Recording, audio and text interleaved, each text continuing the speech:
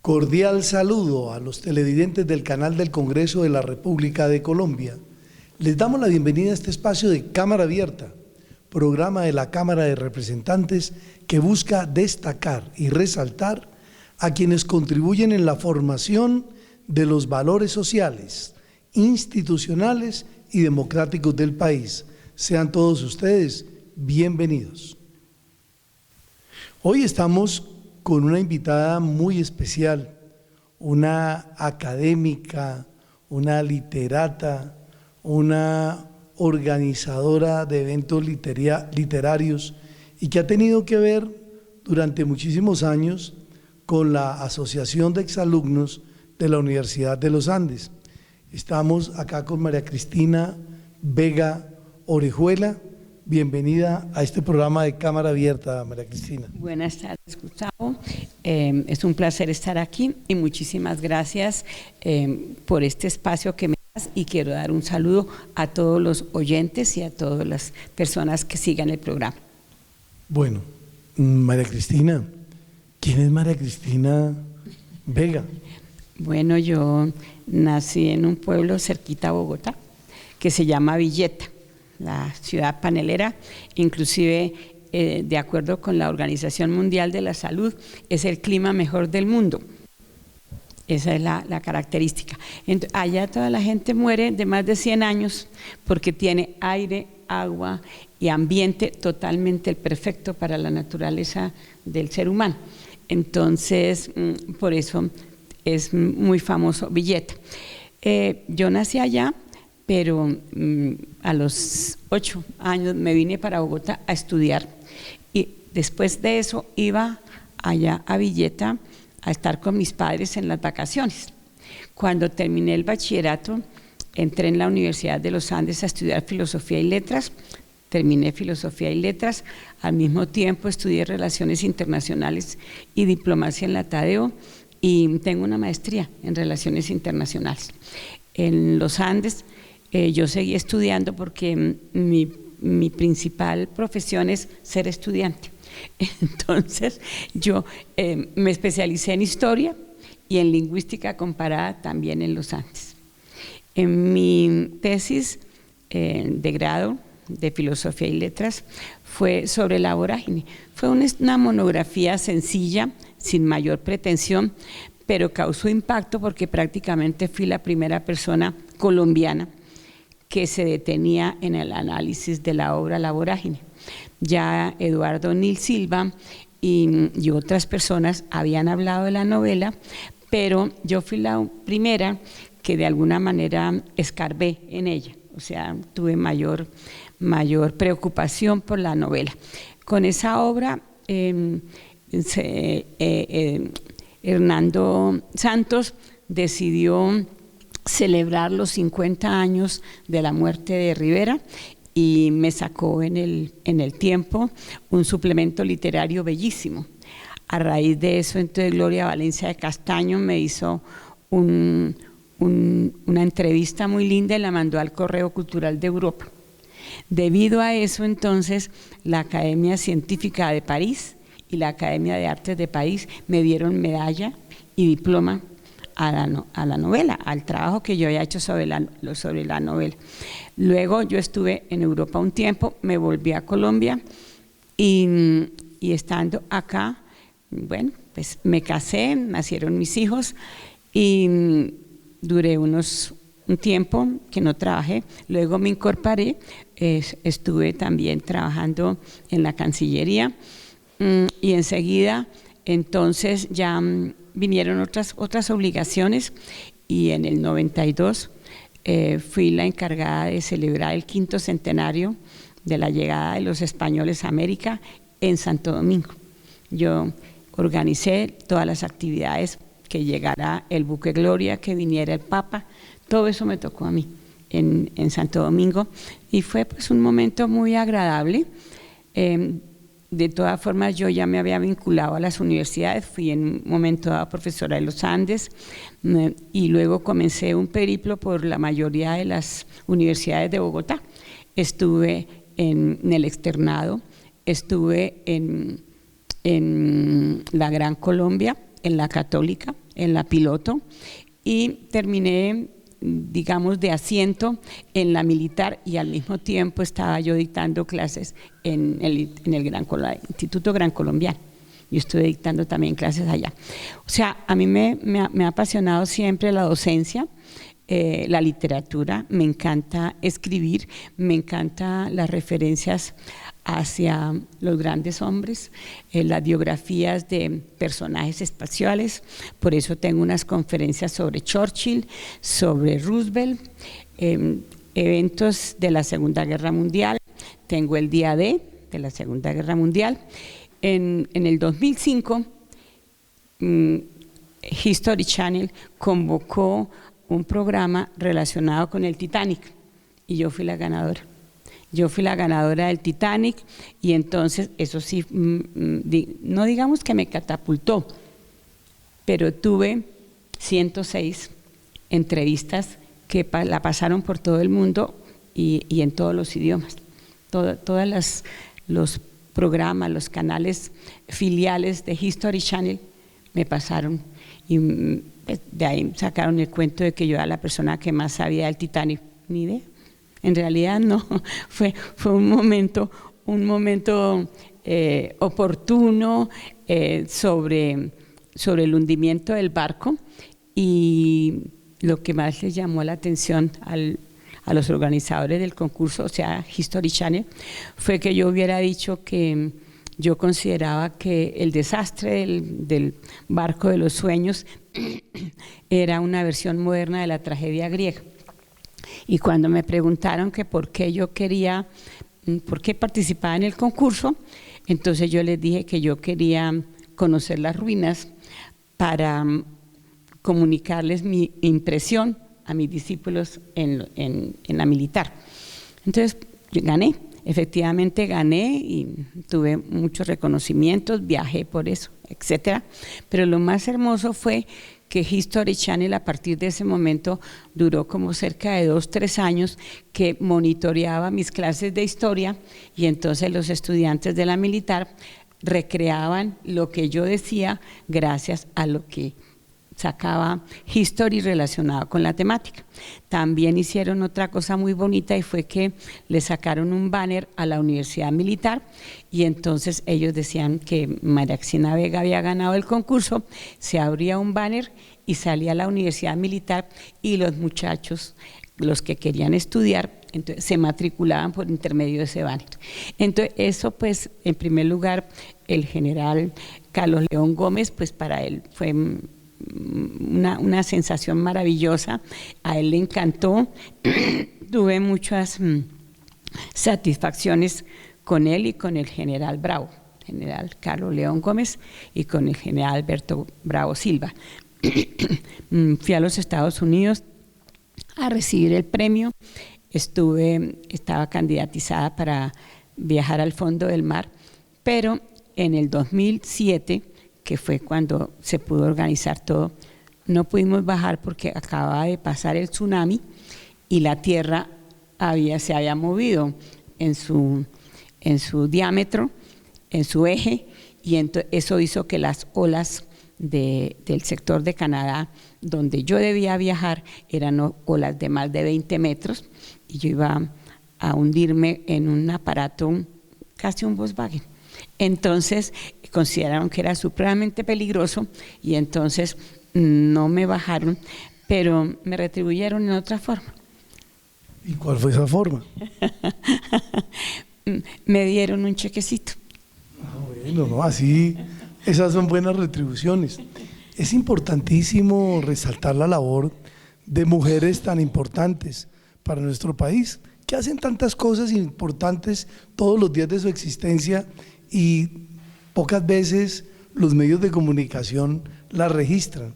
Personas como María Cristina Vega Orejuela, esta mujer entregada en corazón, alma, vida y sombrero al tema de la academia, al tema del desarrollo de todo lo que significa el conocimiento, pues hombre, nos engrandece como colombianos y nos sentimos orgullosos. María Cristina, vamos a ir a unos mensajes institucionales y volvemos nuevamente con usted y con nuestros televidentes.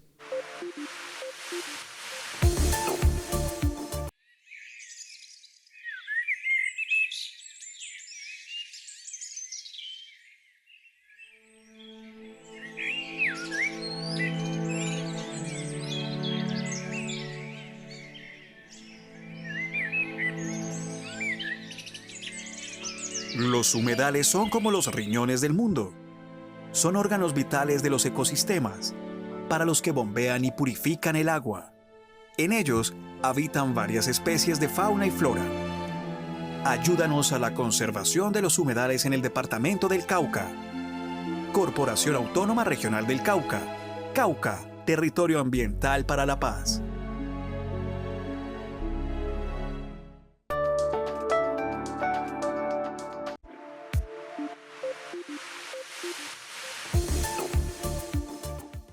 Bueno, en la segunda parte de Cámara Abierta, hoy con una gran persona que nos ha recibido en su hogar para contarnos su vida, contarnos y ser ejemplo para muchas de las generaciones actuales, el hecho de querer estudiar, de querer trabajar, de querer hacer cosas por el país, y ella pues lo ha logrado. Y hoy María Cristina Vega Orjuela ha estado muy pendiente y muy metida con un tema que ella conoce extraordinariamente bien, y son los 100 años de la vorágine.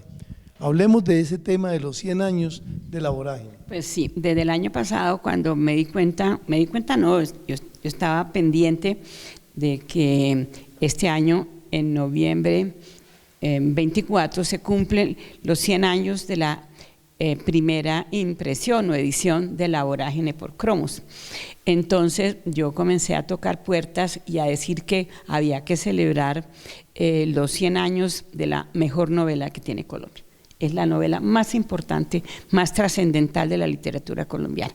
¿Por qué es tan importante La vorágine? Porque sencillamente es la primera novela que se aparta de la línea totalmente parnasiana.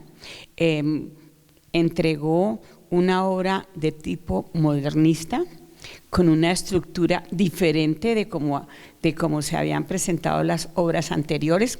Fue la primera novela que tocó el tema indigenista, el tema de la selva, el tema de la naturaleza.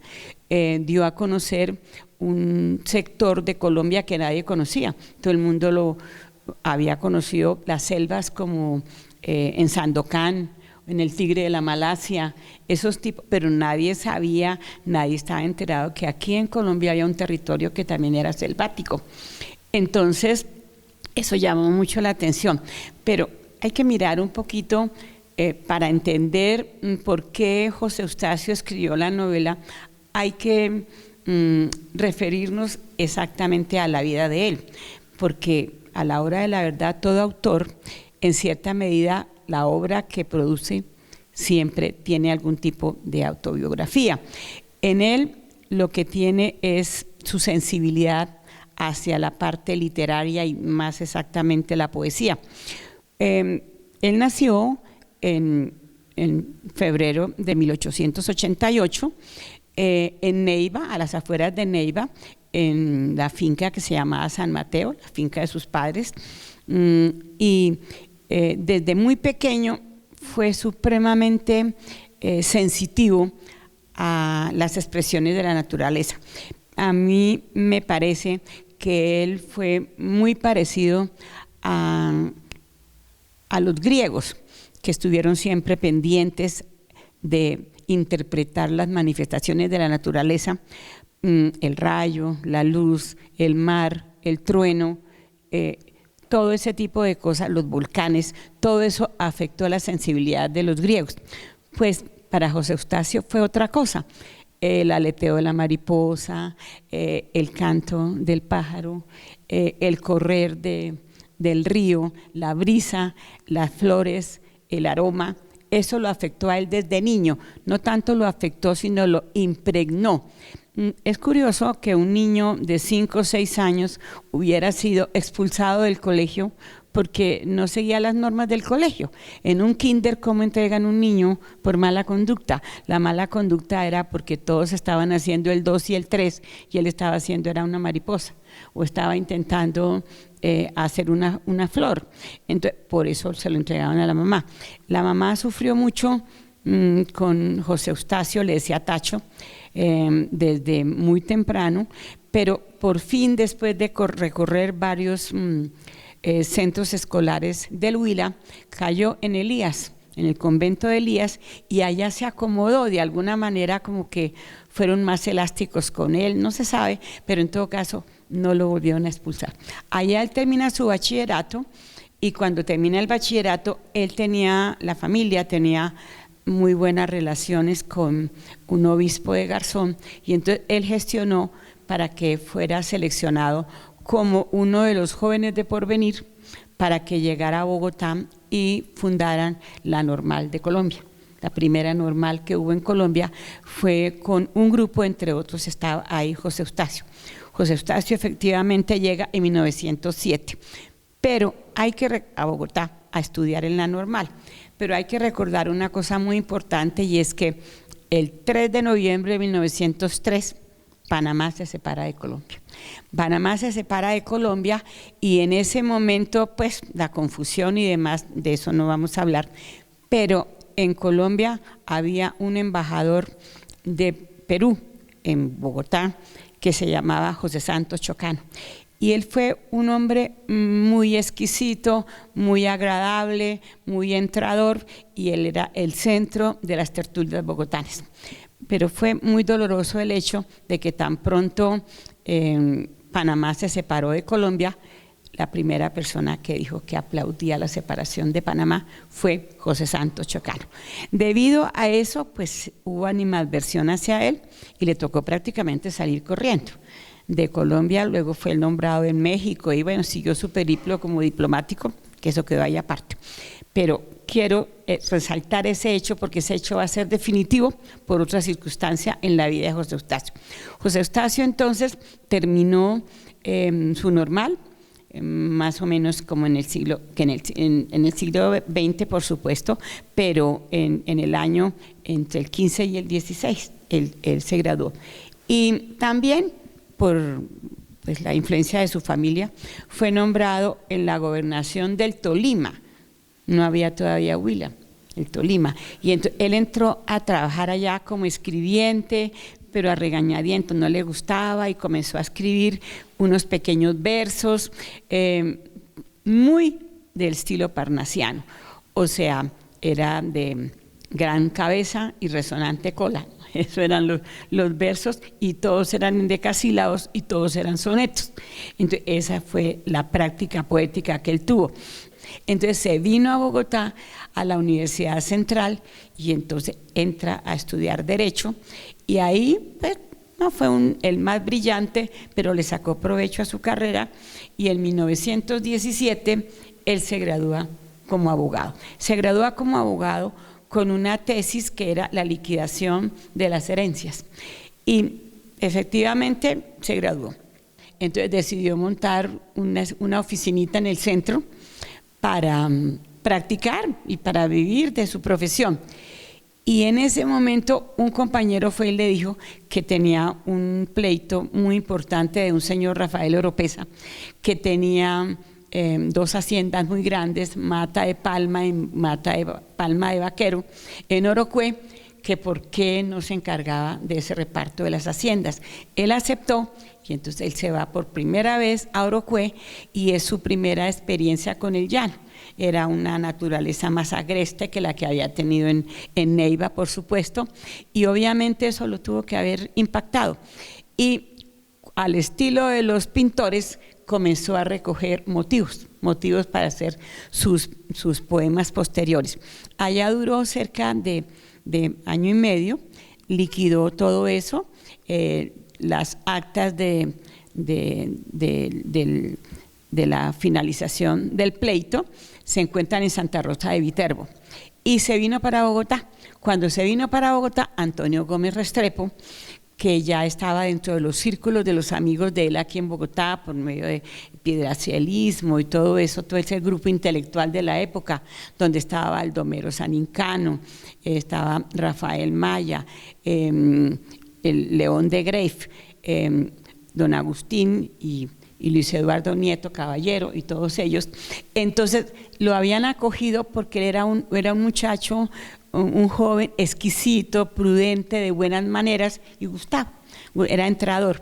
Entonces amplió, digamos, su radio de acción social y cayó muy bien en todo ese grupo, y estando ahí, entonces Antonio Gómez Restrepo le echó el ojo y lo llevó al Congreso como su asistente. Bueno, pues venga, no se me adelante.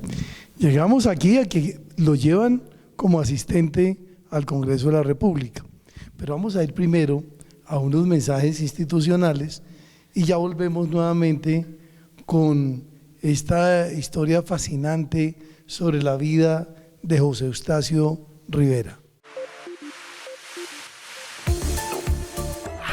A denunciar facilita la denuncia. Me robaron y denuncié. A mí me extorsionaban y decidí denunciar. A denunciar crece. Ahora usted puede denunciar más delitos, sin filas y en pocos minutos. Hurtos, falsedad en documento público y privado, estafa. Con su denuncia lo estamos logrando. Sigamos denunciando. Ingrese a la página web de la Fiscalía o de la Policía Nacional y siga las instrucciones. Una fiscalía de la gente, por la gente y para la gente.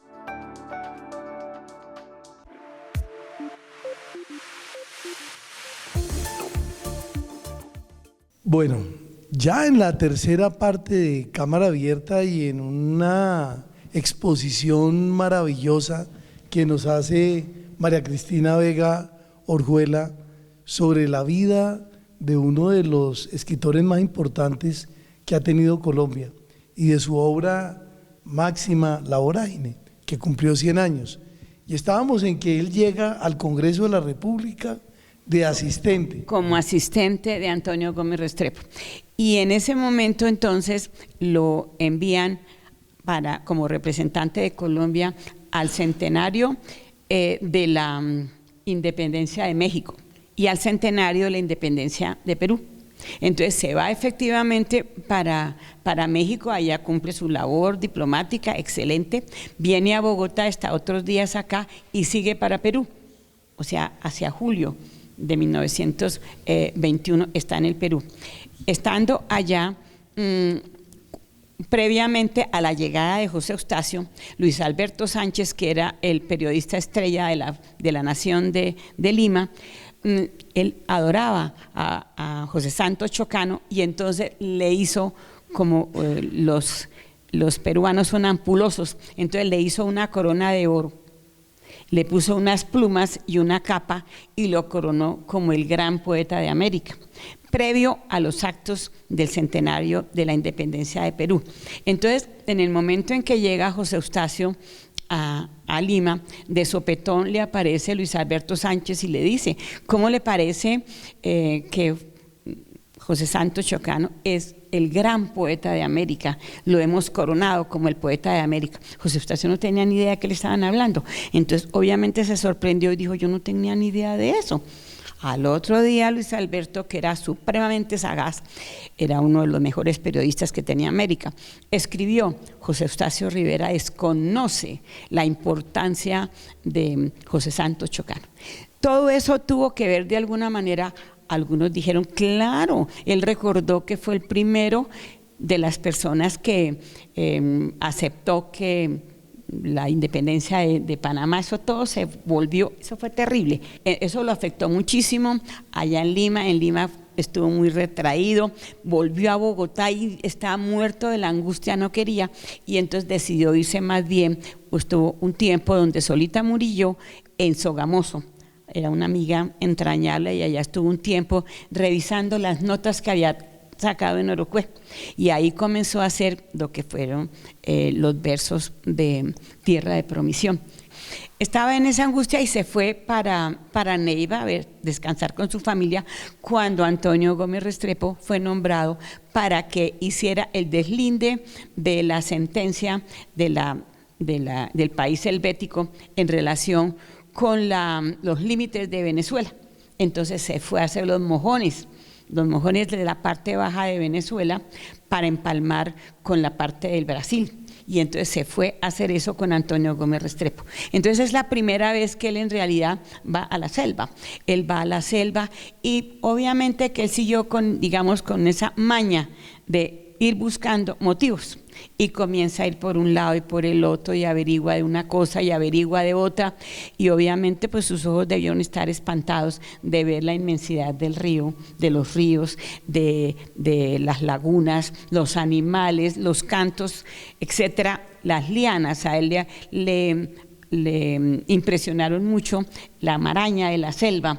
Todo eso lo fue tomando, conoció a personas y conoció a personas que se habían ido de Bogotá, la mayoría delincuentes o medio delincuentes, así de poca estofa, y conoció entonces el problema de los caucheros, la siringa, los problemas de los guaívos, todo eso él comenzó a estudiar.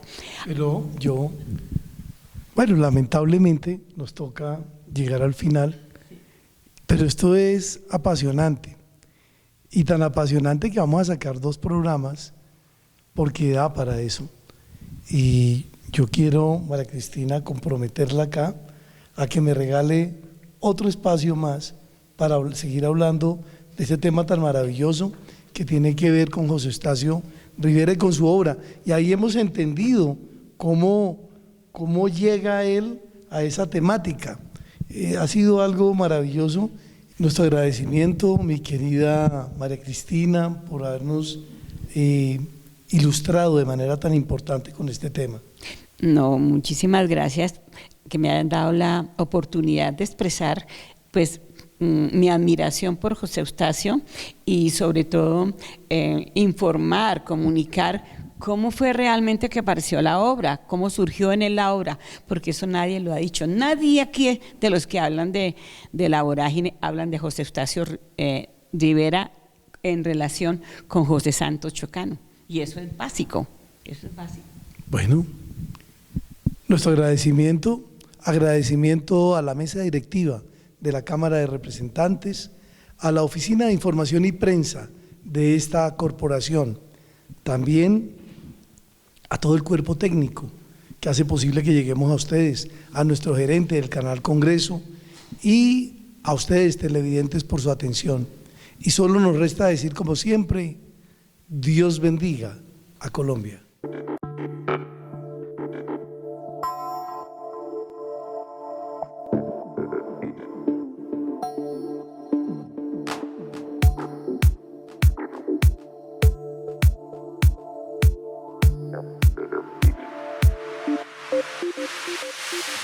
Thank you.